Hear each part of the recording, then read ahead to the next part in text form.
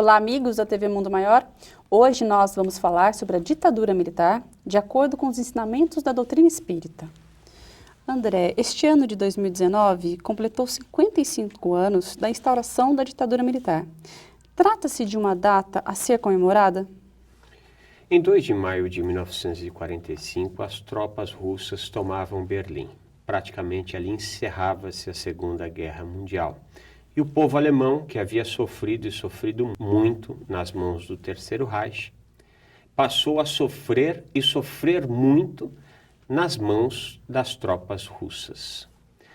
Não nos parece que os alemães comemoram o dia 2 de maio de 1945 como sendo uma data festiva. Eu acho que o mais importante é que nós rememoremos os acontecimentos e especialmente tenhamos condições de nos dedicar a estudar estes acontecimentos do passado, de tal forma que não venhamos a cometer de forma coletiva os mesmos erros, né? Qual era o cenário que nós nos encontrávamos em 1964? O mundo vivia o auge da Guerra Fria, né? Onde, de um lado, a União das Repúblicas Soviéticas Socialistas e, do outro lado, os Estados Unidos da América. Duas propostas, dois sistemas que se mostraram absolutamente falidos, né? O sistema socialista, comunista, um dos maiores enganos que o pensamento humano trouxe para a Terra, e não menos enganoso o sistema capitalista. Os dois sistemas já se mostraram ineficientes. E naquele momento da história humana, nessa força, nessa balança de poder, se o Brasil tivesse se tornado uma nação comunista, eu creio que nós teríamos problemas bem mais graves do que aqueles que nós experimentamos, né? Cuba havia se tornado uma nação comunista e instalando também um governo comunista na América Latina, nós não temos dúvida nenhuma de que o desfecho seria mais catastrófico. Jango havia assumido o poder e flertava com os comunistas, né? A tal ponto de ter se aproximado dos líderes cubanos, né?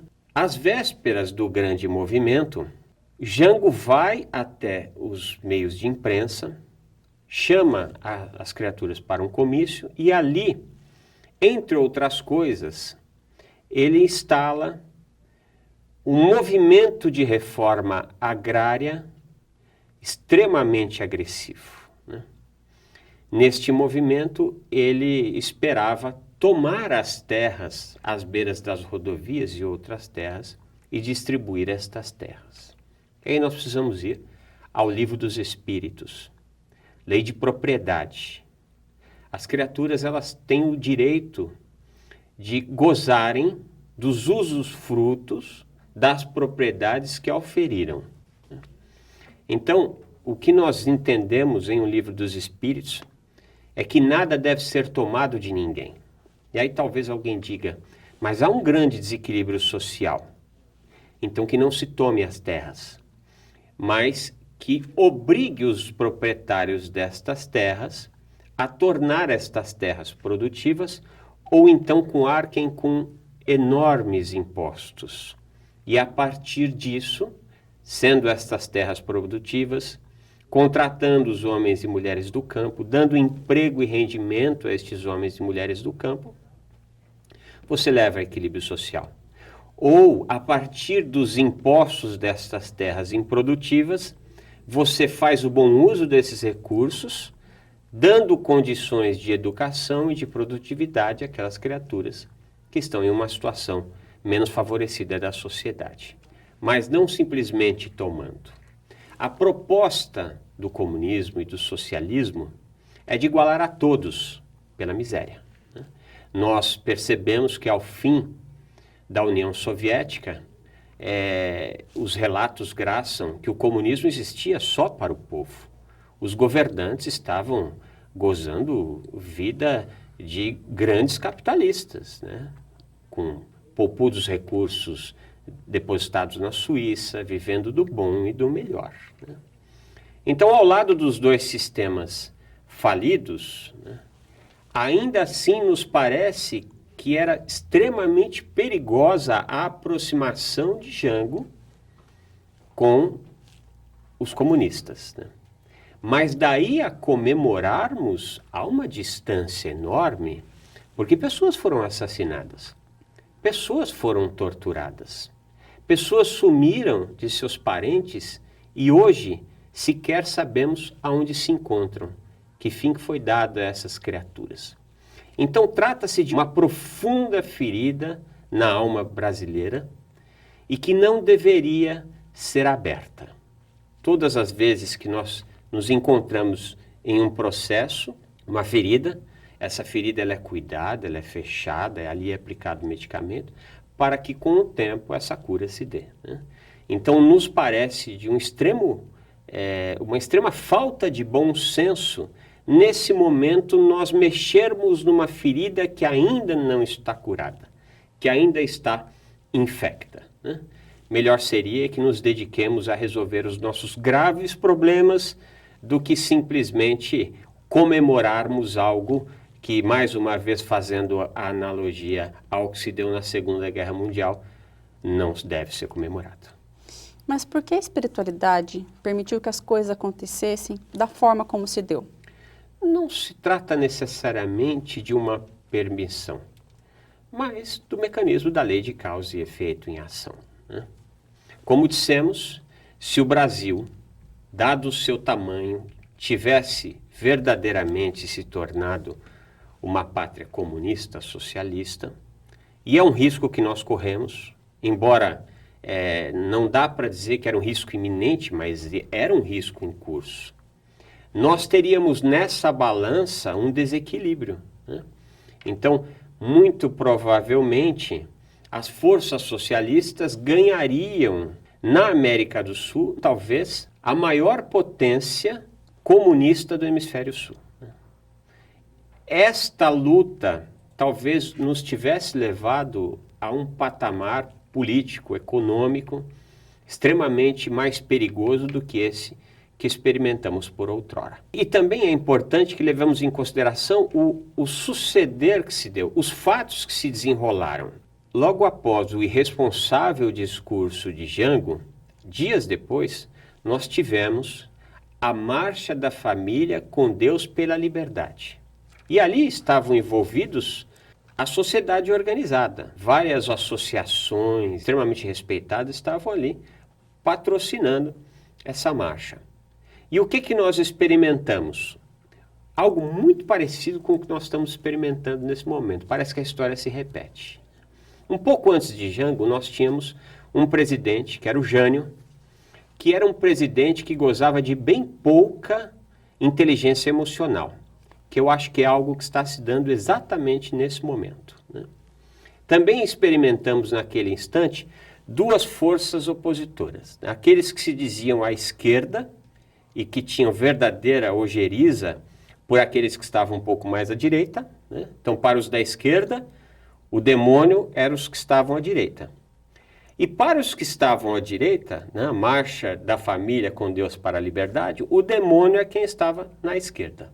Ou seja, nós não estamos aprendendo com aquilo que se deu no nosso passado.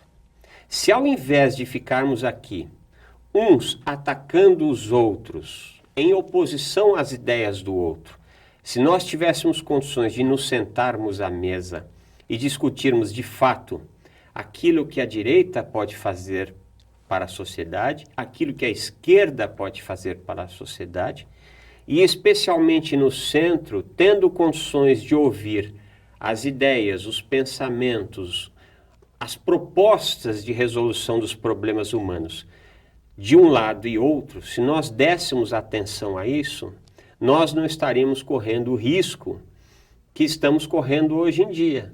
Então, nos parece que os homens do poder, aqueles que deveriam ser os servidores da nação, precisam ter um pouquinho mais de inteligência emocional, bem menos egoísmo, um pouquinho mais de fraternidade, para ter condições de ouvir o outro e juntos discutirem aquilo que deve ser lembrado e de que forma que nós não repetimos os mesmos erros do passado. André, nós enquanto sociedade, então, você acredita que nós devemos refletir mais sobre o passado para aprender agora de acordo com o cenário atual que estamos vivendo? A pedagogia divina ela é extremamente interessante, caritativa, paciente. Deus não tem, através das leis divinas, não tem nenhum tipo de resistência de nos ensinar as coisas reiteradas vezes até que tenhamos condições de aprender, né? Só que, infelizmente, o ser humano, ainda infante no estágio de provas e expiações, ele teima em cometer os mesmos erros do passado e em não olhar para o passado com os olhos de aprendiz, né? Olhar para o passado com os olhos de aprendiz nesse momento seria justamente sair dessa polarização que todos nós, de forma coletiva, nos colocamos nos últimos anos. Polarização parecida com aquela vivenciada em 1964 e as vésperas e os anos que antecederam e depois sucederam, né?